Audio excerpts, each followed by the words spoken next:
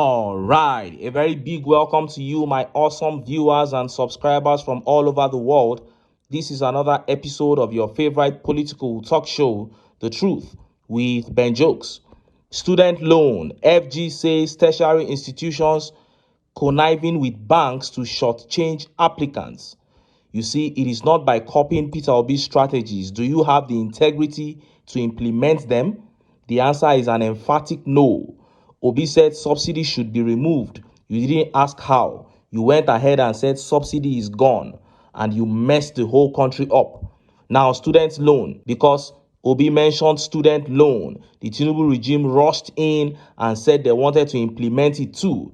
Now, look at what is happening. Corruption has moved in to destroy the initiative because no matter the strategy you deploy where corruption exists, corruption will eat it up. It will eat the strategy up for breakfast. And few hours ago, the private investors in the power sector exposed this regime. They said the regime owes them trillions of naira that they will soon throw Nigeria into darkness. And Nigerians began to marvel at the level of corruption in this government. Upon all the loans that they have taken, they still can't ensure that power generating companies are paid their monies. And just as Nigerians were yet reacting to that update from Benue State began making the rounds. The APC governor in Benue State, ex-Reverend Father Alia, told Peter Obi's entourage that they cannot guarantee their safety in Benue State as he approached the state to pay a visit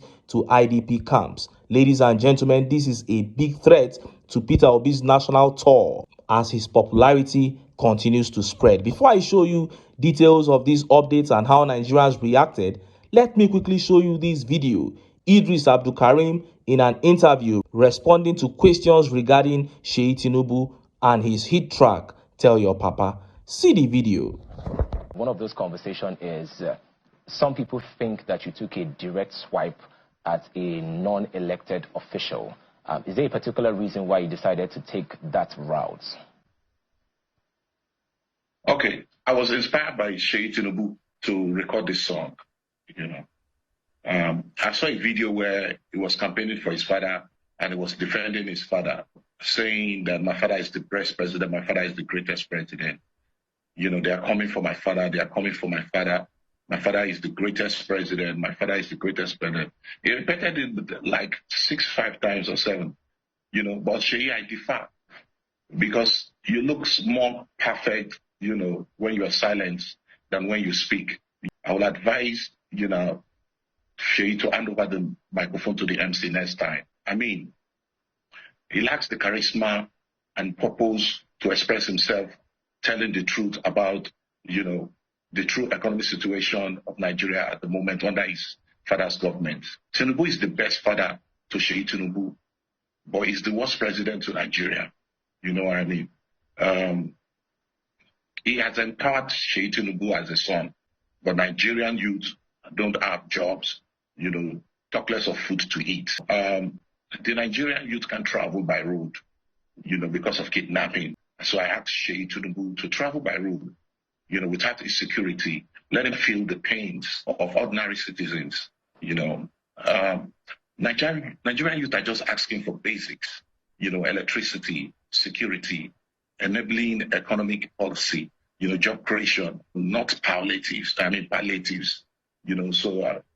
So I keep hearing people saying that why should I attack Sheyi Tinubu personally? If Sheyi Tinubu came to be part of politics, he talks about his father. He was defending his father. If he never talked about it, I wouldn't have recorded a song like that. So I am answering him by, replying him with that video that he made.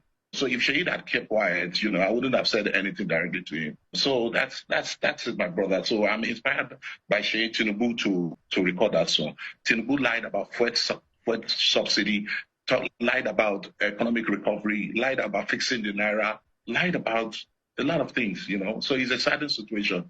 And it's my responsibility to say it the way it is. If you listen to the song, there's nowhere you hear any insult. It's just basic fact of everything that his father has done through his policy.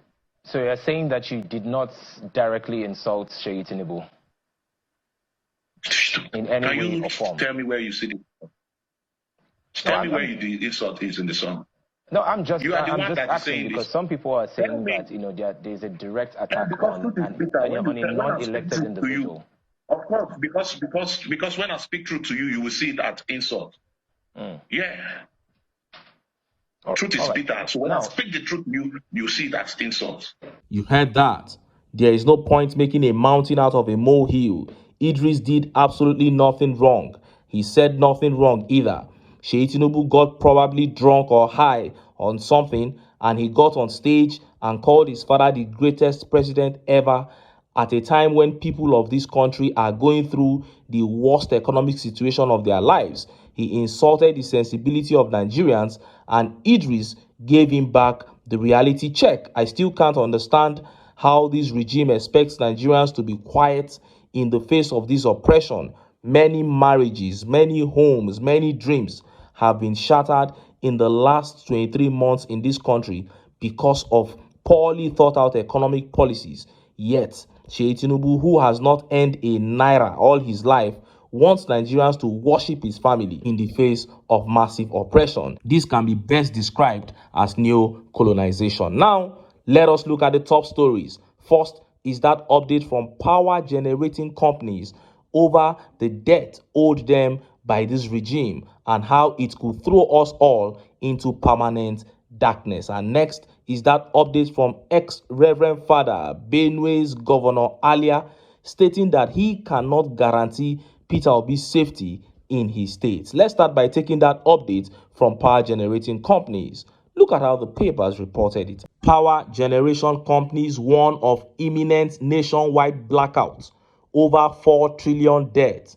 Sahara reporters. Power generation companies, Gencos in Nigeria, have raised the alarm over an imminent shutdown of electricity plants across the country due to a staggering 4 trillion debt owed by the Nigerian government.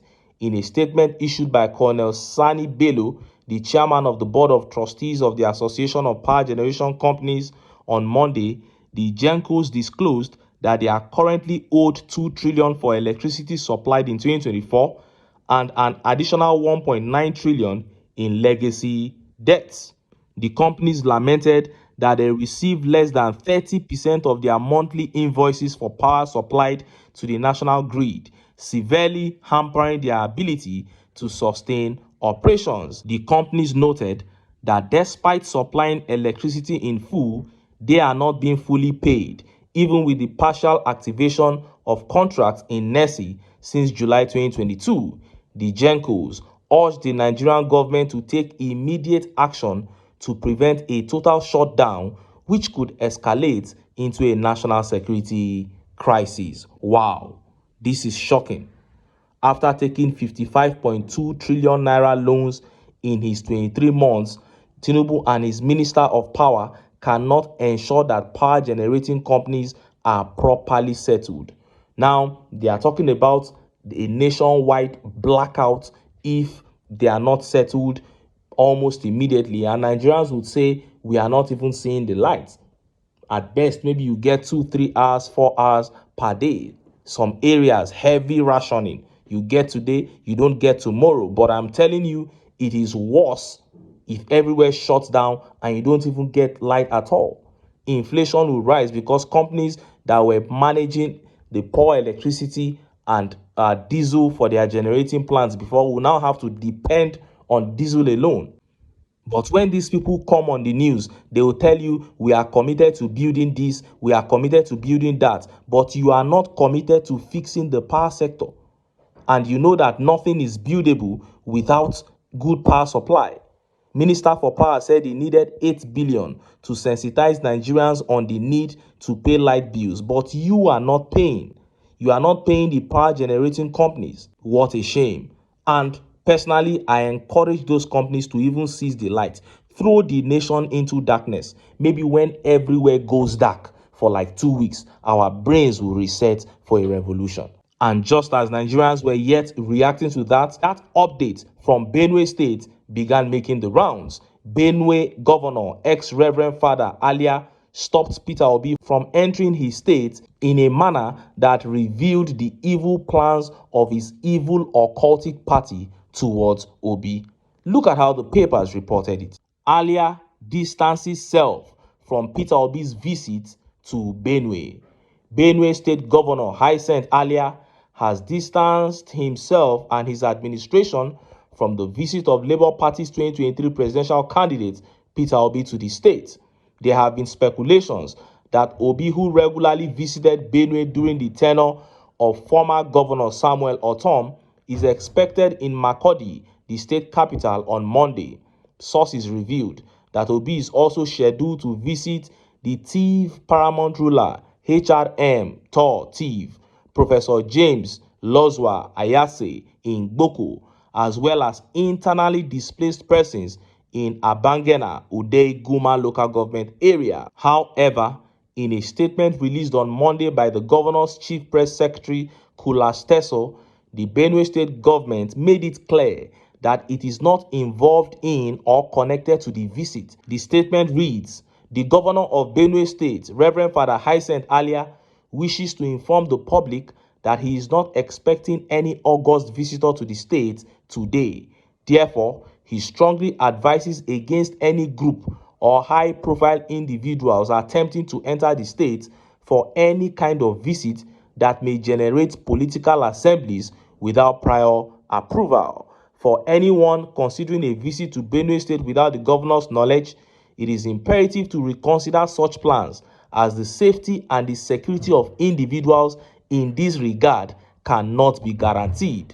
Also, the public is to note that all individuals or groups intending to visit IDPs in Benue State must first seek and obtain written permission from Benue State Emergency Management Agency. We urge security agents and the public to take note of this announcement and maintain peace and order in the state." First of all, fake Reverend Father Alia, you cannot even guarantee the safety of anybody in your state, because as it is now, Benue State has about the largest number of IDPs in Nigeria. So don't even talk about guaranteeing anybody's safety. And obviously, Peter Obi's numerous and incessant visits to vulnerable Nigerians, lending them a helping hand, has become a source of concern to the APC. So they want to stop him by attacking him in one of those visits. The fake Reverend Father Alia has already given us a hint. So, Governor Alia, Obi's donations to the IDP camps that you neglected angers you. It makes you angry. Well, if it makes you angry, why can't you do the right thing for the IDPs in your state instead of stopping a good man who wants to do it?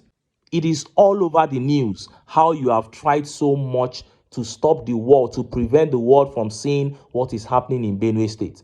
Every day, scores of people are dying in your state, but you don't want the world to know.